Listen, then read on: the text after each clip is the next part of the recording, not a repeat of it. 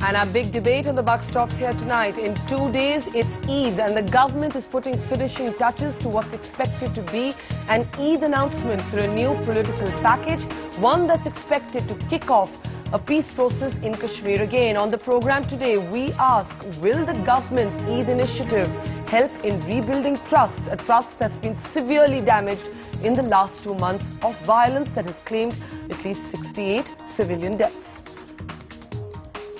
Also coming up later in the program, it's often said that India is a country with more mobile phones than public toilets. But Sam Pitroda, the man who brought India's first telephone revolution, is promising another one. He's our newsmaker tonight. And like every night, you can take part in our debate online. Our webpage is now open for your comments and your votes. It's ndtv.com/buckstops here, so you can get on to your computers right away. You can also tweet me. We'll run your tweets to the length of the debate. My Twitter handle's @BDutt. And let's get started with our top story this evening. Jammu and Kashmir Chief Minister Omar Abdullah has spent the last 2 days in the capital meeting everybody, the who's who of government, to try and push through a new political package for Kashmir. This is a package that's expected to be announced on Eid, which is now just 2 days away. At the heart of the package is, of course, the new approach to the Armed Forces Special Powers Act. Even if the army cannot be brought on board to amending the act, there is now a proposal to at least withdraw it from 4 districts in the valley. But all of this has happened on a day when a controversial and disturbing video has surfaced on the internet and gone, in fact, viral on the internet, showing what seemed to be security forces torturing young Kashmiri men in North Kashmir. On the eve of perhaps one of the biggest efforts for peace in the valley, a sensational new video on the internet threatens to overshadow the new initiatives and once again stoke violence. The 3-minute video purportedly shows uniformed security personnel herding 4 young men stripped naked in North Kashmir. The men in uniform can be heard mocking and abusing the naked men. The video quality is bad, its authenticity questionable, but that hasn't stopped a sharp condemnation from tens of thousands of users on YouTube and Facebook where it was first posted. Police say the video widely circulated in Srinagar is baseless and malicious. They've even registered a case against YouTube and Facebook. The video has now been blocked by the government and investigation has been ordered.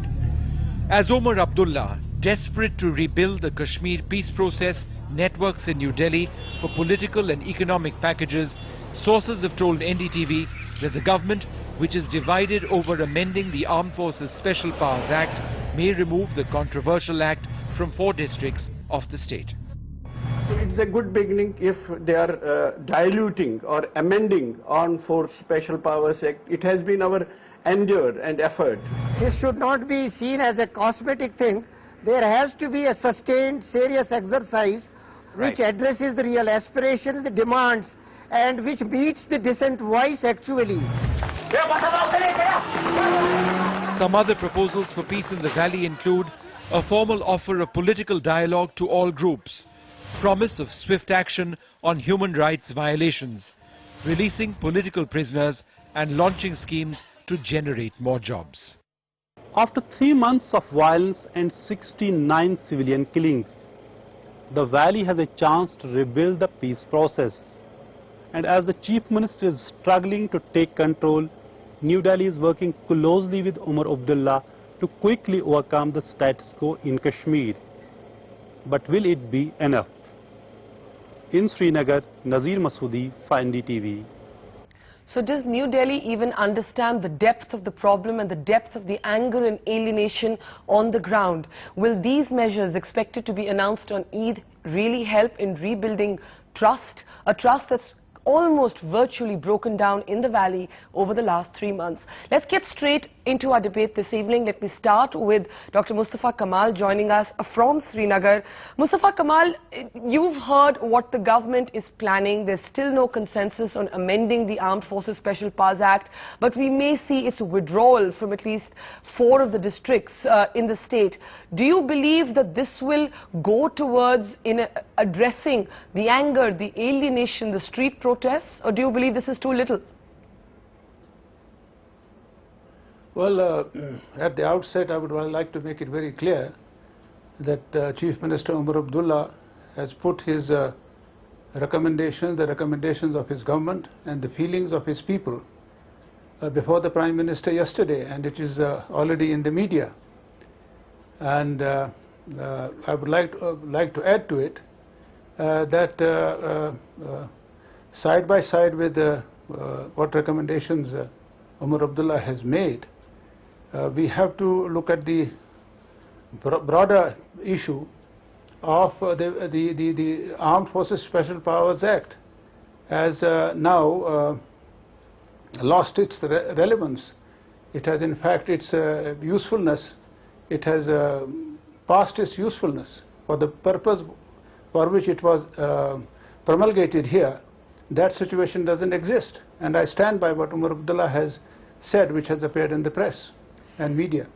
But Mustafa and Kamal, I'm 100% sure. Yeah, but may I ask you that many people feel that the that while New Delhi needs to look at the Armed Forces Special Powers Act, a new offer of dialogue, many people also believe that the state government needs to start doing many things it hasn't done. For example, reaching out to those who have been injured in the last 3 months, many of them are children and teenagers, to go and meet the families of those who have lost people. We're now looking at mounting civilian killings that are hitting almost 70 in number, all of them in firing from security forces. So my question to you is that while the National Conference looks towards Delhi to do something, don't you think your party MLAs need to be out there in mass, going back to the politics of mass contact, which has almost gone to sleep in the last 3 months? Well, Barkha, one must keep in mind that this killing has been going on for the last 20 years. And tens of thousands of people have died. The situation, the new situation that has emerged since last 3 months is only an ongoing situation which has started way back in 1989. And let us not forget that one of the main issues before the working groups constituted by the Prime Minister Manmohan Singh ji was that the Armed Forces Special Powers Act needs to be revisited. That is 3 months earlier than 3 months. I accept that argument, but I am putting another question, that till we have our mainstream political leaders or even our separatists going out and meeting families, going out and meeting children, going out and meeting teenagers who have all been caught up in these last 3 months of violence, and all the deaths have been from firing from security forces, how will we see a healing process begin? Sajjad Lone, are you hopeful of what may be announced on Eid? Well, Barkha, the paradox will always be there for any peacemaker, that whatever is seen a lot in Delhi will be seen very little in Kashmir. The concentration of army is mainly in the north of Kashmir, towards the borders, District Baramulla and District Kupwara. And if you look at Musil encounter, if you look at Rafiabad killings, and last 5 years you take the record, most of the violations have taken place in that area. The places where they are thinking of removing AFSPA are the places which are already under the glare of media, although there are violations taking place there also. But I don't think it's going to make a lot of difference on the ground. As symbolism, yes, if it is a start of a process and followed up in another month or so by removing it from other districts and finally the entire state, one could be very confident and feel happy about it. But if it's an end in itself and they just forget about it for months together, then I think it wouldn't make any progress on the ground. And I would still say that the most important thing would be to remove it from areas where the concentration is very high and where the army has an active role, both officially and unofficially. So you're saying it would be a good beginning. But Basharat Peer, do you believe that there is an understanding, a proper understanding of the psychological shift that we've seen in the last 3 months, that we're actually dealing with a completely different generation of young men and women, that many of their protests are online, that it doesn't help that a mysterious video that is undated and not authenticated, but seems to suggest that there are security forces that are torturing and virtually stripping young Kashmiris down to the skin, has surfaced on the eve of Eid.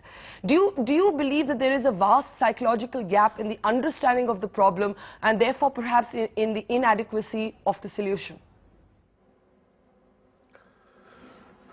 Barka, I think there's a degree of understanding, but there might not be a full sense of the anger that the younger people feel here.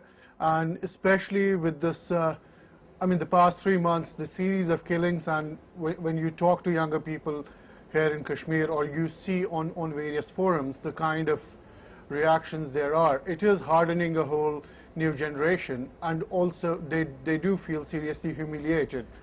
And I don't think this removal of, or the possible removal of Armed Forces Special Powers Act from a few districts would really mean much, because there are also, you know, Kashmir police hasn't been behaving in the most admirable way either, and there are laws like Public Safety Act in place in Kashmir which basically empowers the police to arrest anyone whom they want to arrest, and even if a person is released on bail, he can be arrested the moment he steps out. So, Armed Forces Special Powers Act is not the only law that we have to think about. But Basharat, if you had to identify, or maybe look more closely and at what has changed in the narrative in the last 3 months, because after all, everybody points out again and again to 2008, the fact that people voted, the fact that Omar Abdullah was India's youngest chief minister, the fact that it was the separatists who raised the stakes by saying that the election was a kind of referendum and then didn't know what to do with the turnout. What has gone wrong in the last 3 months beyond the very obvious fact of civilian killings, which is of course unpardonable, but has it been the handling of the violence on the street that has caused the real crisis? I think there was a build-up, and people completely forgot when there was a good turnout in the elections that the way the 2008 protests were, you know, basically the way the clampdown that happened. I mean, there were around 60 people who were shot in those protests. There were more than 500 people who had bullet injuries. And that was when you could see it. Although in the headlines, I mean, the whole story became about Omar Abdullah's age and better participation, which is unfair to the man. I mean, it was ultimately about the public policies he chose, not about his age. And I think, you know, the people generally in Delhi and elsewhere sort of forgot that, you know, a lot had happened in between the autumn 2008 protests and the euphoric results for the elections. But people in the valley largely remember. And later too, there was a series of incidents like the Mathil killings or what happened with Shopian. So it was all building up. I mean, anyone who was here and talking to people could see it simmering. Right. Now to get an army perspective, General Sapru, you've served in the state, and many people are saying that the real problem with the Armed Forces Special Powers Act is not so much the immunity that it offers the soldier in counterinsurgency, but the failure of the forces and the government to push for justice when a violation takes place. Kashmir still remembers Pathribal, which 10 years later there has been no movement of justice on. Now you have the Machal fake encounters. Now you have this video surfacing. I'm saying again, we do not know if it's authentic, but the fact is this is what creates the popular anger in the valley. General Sapru, do you believe it's time for a more enlightened response from the army? Well, you put me on the defensive straight away, because you quoted few incidents which have really brought shame to the army because those things happen. But let me tell you one thing, that those incidents are just a very minuscule percentage, and they're just exception. Now, as a soldier, I feel that when you deploy the army in insurgency operations or in counter-terrorism operations, you have to have very clear set of rules of engagement. And Special Powers Act, it actually lays down for a soldier as to what he's going to do and what he can and what he cannot do. What you said about its application and its immunity that gives to the soldier, it is required. It is required because if he has to perform, and if he has to perform well, he needs certain kind of something to go by and something to hold his hand in case people perceive that what he's done is wrong. Now, as far as action taken by the army, let me tell you one thing, that we in the army and the higher echelons of the army look at the Armed Forces Special Powers Act with as much sort of concern as anybody else does. We are also concerned that our soldiers, our younger officers, our junior leadership does not violate any of the laid down rules. No, sir. And wherever we find such mistakes, Yeah, no, I accept actions taken. Yeah, so you're saying that cover is needed, but I keep going back, General Sapru, to the issue of what happens when that cover, that immunity is violated. But I'll come back to you. Let me get the perspective of another soldier. We've got Major Gopal Mitra, now based in London, but somebody who actually lost his eyesight while serving in Kashmir, in the valley, to militant violence. But Major Mitra, you have argued throughout that India and the Indian state needs to take a more benevolent approach despite your own personal tragedy. How have you been able to reconcile your own personal tragedy with this very liberal philosophy, if I may put it that way? Thanks, Barkha. First of all, let me say I've been following the developments in Kashmir during the last 2 months. And today, if we have 60 people dead or around that number, they are not just numbers. They are people. They are like at the end of those figures are real people who have died. And to the nation will be not doing justice if it sees that figure as a number, as a mere number. Having said that, hardline stances have not led us anywhere. We have got ourselves into a mess, and we need to get ourselves out of it. I mean, if you see today, there's a lot of anger within the people of Kashmir, and they have a reason for that. Indian Army, it is not easy for me to say all what I am saying. I can see myself 10, 11 years back when I was I used to take part in armed operations in Kashmir. Indian Army, to my knowledge, is one of the most disciplined armies in the world. But however disciplined an army is, the very fact that army is operating in a place, in an area, alienates people. And the longer it is, the deeper is the alienation. And what you see is a result of that. So it is maybe easier for me to say what I am saying, because maybe I'll not go back and face the bullet again. But having said that, I've shed my own blood, but I don't mind that much. We have to move on. If it's the Armed Forces Special Powers Act and the government is trying to take a stance which is tough, we need to take tough decisions. And because we have shied away, we have landed ourselves into this mess. Well, I think Major Mitra, I think it's extraordinary that you're able to actually have this position given your own personal tragedy. And I'm going to come back to you, but let me get Sajjad Lone back into this debate. Sajjad, here you have a soldier. Here you have a soldier who's suffered. Then you have a soldier who's advocating a more enlightened line. But the government in Delhi worries that every time they try and reach out to separatists, to people like yourselves, there's nobody to meet them halfway.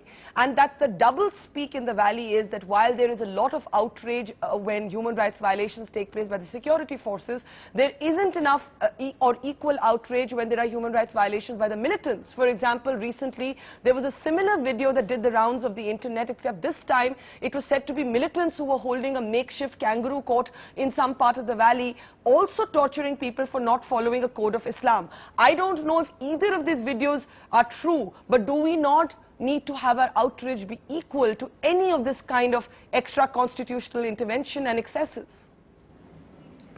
Well, Barkha, you can't compare a state with non-state actors, first of all. Non-state actors have a whim of their own, live in a world of their own, have a culture of their own, defined by indiscipline, defined by a very radical approach. While as you can't compare the Indian state, which has a democracy, a parliament with them. You can't expect them to behave in the same manner as non-state actors do.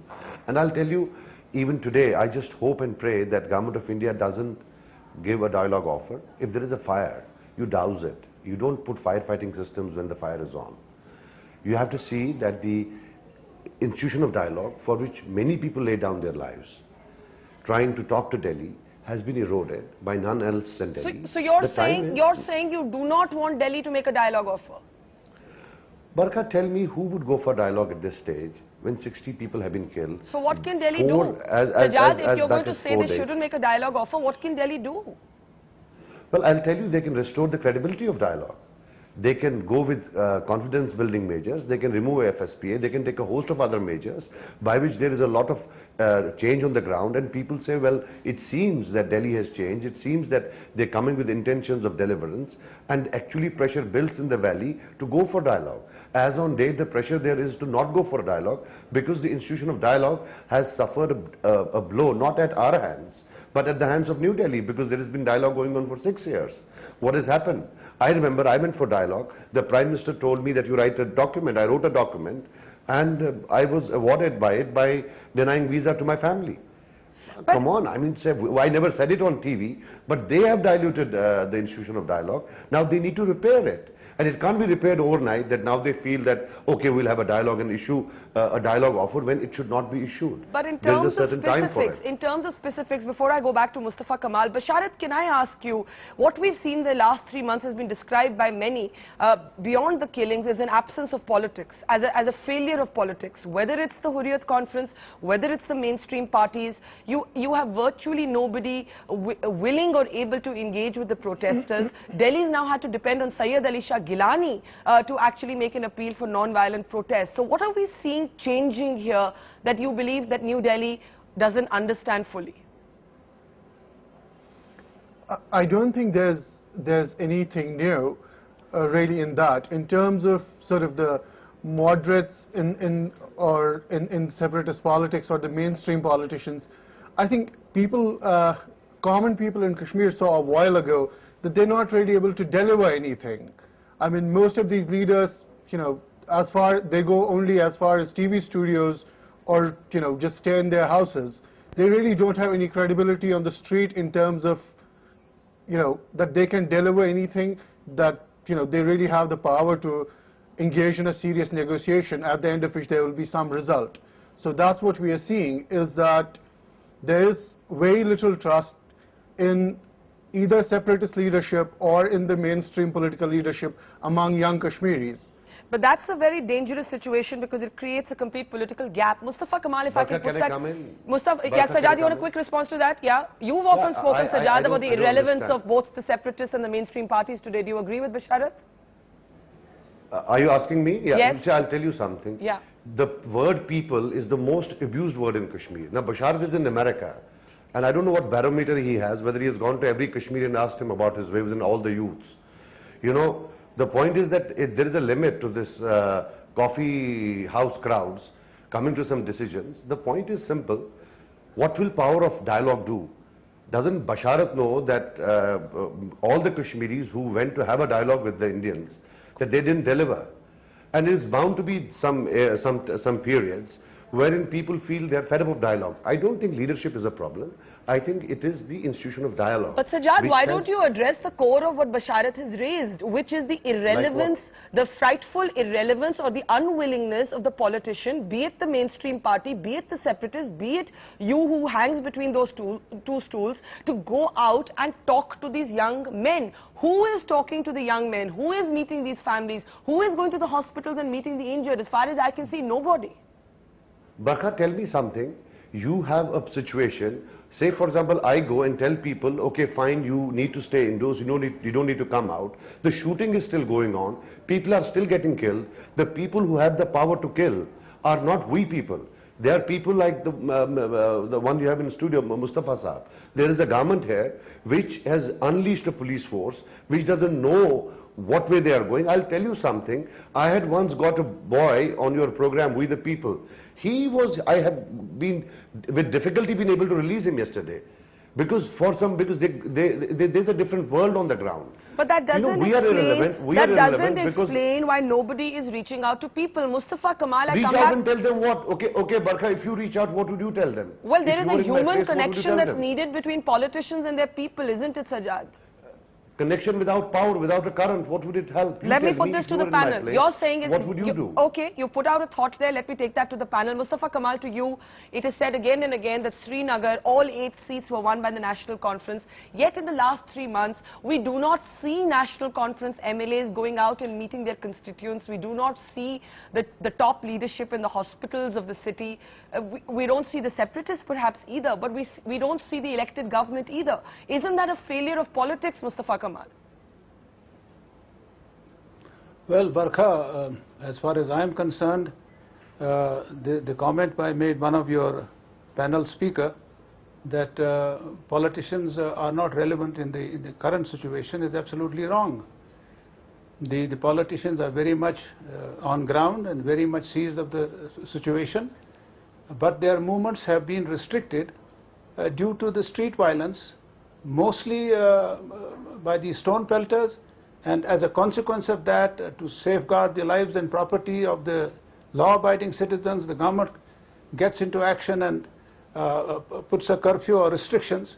So that makes it doubly impossible for us to move freely. But to say that the politicians have become irrelevant just because the situation has been created since the last 3 months, deliberately created, to create a mayhem, create a situation in the youth, to come out on the streets and start lawlessness all over the place. But the fact is, sir, the people are dying. The fact is that spontaneous or instigated, whatever you call it, the fact is that people are dying. The fact is that this includes teenagers. General Sapru, you said that the excesses of the armed forces are an aberration. Would you not, as an enlightened soldier, sir, say that where violations have occurred, justice must seem to be done? And the problem in Kashmir is the breakdown of trust because there is no visible justice. Absolutely. I feel that we have to show that we are fair. We have to be actually fair also, and I'd say that without any inhibitions at all. But I'd like to say something different, that whatever one has heard all this while, that we have to see the larger picture. Armed Forces Special Powers Act is just one of the things we need to do, and like you've been harping for the last half an hour, that there's so many other things that need to be done. The unemployment, the education, the healthcare, the healing the wounds, the mental ailment that's going on in the valley. A lot has to be done. And I think if to that extent the government of India does certainly consider removing this Armed Forces Special Powers Act from places which are not relevant really, from the districts where army is not deployed in strength, I think it would be a good idea. And also revisiting and remodifying the act to suit the present need. After all, it was invoked at a time when there were thousands of terrorists in the valley. That's Today, right. there are very few. Yeah. The violence levels have gone down almost to zero. There is no violence at all by the terrorists. So you agree that the situation has changed enough? To have a relook at it. The violence levels have gone down. Yes, I do certainly feel, and we need to even consider that we can even, after all, but one thing I do certainly maintain, that if you're employing the army, the Armed Forces Special Powers Act has to be there. So what you can do is relocate the army, put them towards the borders, and just vacate some areas and let the police take over, let the CRP take over, who have the inbuilt arrest warrant authorities and other things, and let the army be out of it. So relocate the army, because if you use the army, I understand your argument, you're saying if you use the army, you need the cover, but relocate the army, by all means pull them out of certain areas. Major Mitra, if I can go back to you, and I'm going to just quote from something you said, and you said, I love my country, but that does not mean I do not think it can become a better place. If they don't do things right, thousands more will die. Kashmir remains one of the most militarized places on earth. Major Mitra, as someone who suffered very deeply personally in the valley, what do you believe can happen next or should happen next? Yes, it's a good idea to restrict or to move army away from places where the security situation is improved quite a bit. Those are the steps. I mean, look, we have got into what we have over a period of many years. So if we think that something is going to get right overnight, we are denying reality. So yes, what was being discussed, I completely agree with it. I completely agree with it, and that can be one of the series of measures that are required, to bring in a semblance of normal life in the valley. Major Mitra, what made you change your understanding of the situation in Kashmir? What made you change it? Was it after, in a sense, you suffered personally? What made you, because as you said 10 years ago, when you were a fighting soldier, you had a different view of things. You know, to be honest, if you think soldiers are just gun-toting beings wanting to fire at the first sight of a human being, it's a wrong assumption. You know, soldiers do have hearts. Soldiers, the typical Indian army soldiers, is very kind. He has a family back home, and he's as normal as you know, as any other Indian citizen is. So as a soldier, you do see the reality. You do see people suffering. You know, you do see that, and you understand over a period of time that armed operations will not, and it has never solved situations like this. It can contain for a certain moment, for a very small time, but it cannot. Yeah, yes, it can't solve it. Let me get final comments quickly from Sajad and Basharat. Sajad, do you feel that it is time for everybody who's in the political sphere of Kashmir to condemn violence and excesses across the board? I know you said that you can't compare state with non-state actors, and I completely agree. But there is a counter-argument which says that while you hold your elected representatives to accountability, you never hold your separatists to any accountability at all. No, I think most of the separatist leaders have always condemned violence. And yes, I agree with you that violence in any form needs to be condemned, and if we show benevolence, if we show love and compassion towards our fellow beings, irrespective of questioning the source of violence, I think it will make Kashmir a much better place. But having said that, I still would say that states have a much bigger contribution in trying to show the sanctity, to show their respect for sanctity to life. Basharat, yes, yeah. Violence in all forms needs to be condemned. I agree with that. Basharat, last word to you. Much is being made of an Eid announcement. It was a Ramzan ceasefire, by the way, between India and Pakistan that has held all these years despite everything going wrong. Yet there is also a realistic acceptance that nothing very dramatic can be accepted from this particular set of announcement. If there's one thing you believe would make a difference on the ground, Basharat, what would it be? I would say that providing a sense of justice, giving a sense to ordinary people that if a soldier or a policeman does wrong, justice will be done. Like recently, like a few days back, there were these 4 people who were killed in a village near Baramulla. I mean, a real inquiry. We always hear about inquiries, and a real sense that, you know, if there's abuse of power, you know, people will be brought to justice. I think that is really at the heart of it. Well, I think that sums it up well. Visible justice. Barkha, one thing I want to add. Yes, Truth and Reconciliation Commission is the need of the hour. Truth and Reconciliation Commission. Like the Maybe not with punitive objectives, but reconciliatory objectives, but that's the need of the hour. Like the South African model. Well, we'll have to leave it there. I think visible justice is something we can all agree. For that, people like Sajad and all have to compromise a bit. They have to come out openly. Sajad, ready to come out in the open? Not. Yeah, for the justice, certainly. Well, we wish it was as easy to create consensus in Kashmir as it has been on this program tonight. Thank you very much, Mustafa Kamal, Major Mitra, General Sapru, Sajad Lone, Basharat P for joining us on the Buck Stops here. We're looking forward to see what that Eid announcement might be, and hopefully it will at least be a beginning.